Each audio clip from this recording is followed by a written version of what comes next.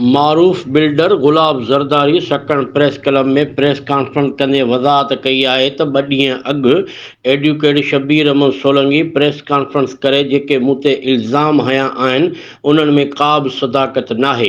हक़ीक़त हीअ आहे त नियाज़ हुसैन गार्डन सिटी सकरन में मूं 2018 में शबीर अहमद सोलंकीअ खे 35,000 फुट ज़मीन ॾिनी हुई, जंहिंजी कुल रक़म 1 करोड़ 16 लख थी पए, जंहिंमां 1 करोड़ 1 लख रक़म अदा कई वई, जॾहिं त 15 लख रक़म अञा ताईं रहियल आहे।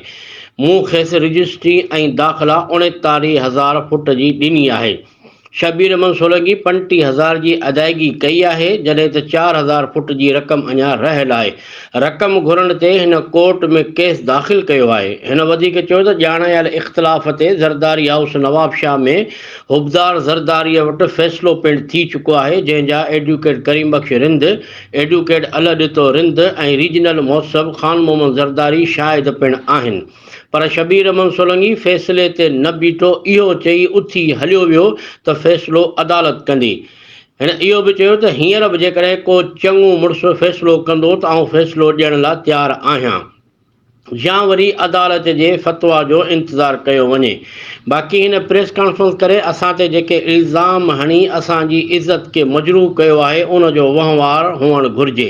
हिकु सवाल जे जवाब में गुलज़ार ज़रदारी चयो त रीजनल मौसम शहीद बेनज़ीराबाद ख़ान मोहम्मद ज़रदारी जो मुंहिंजी स्कीम सां को बि ताल्लुक़ नाहे, न को ख़ान मोहम्मद ज़रदारी मुंहिंजे नाले ते शबीर अहमद सोलंकी खां पैसा घुरिया आहिनि। इन करे ख़ान मोहम्मद ज़रदारी ते लॻायल इल्ज़ामनि जी पिणु सख़्ती सां तरदीद कयां थो।